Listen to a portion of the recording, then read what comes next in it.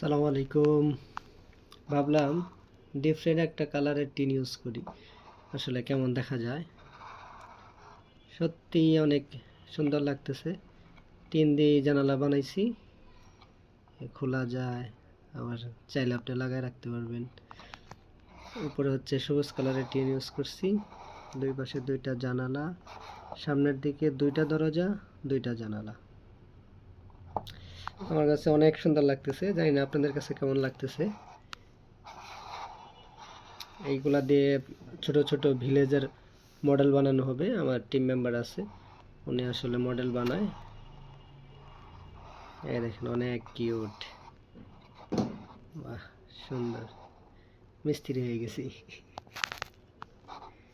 Miniature মিস্ত্রি। Wow, দারুণ।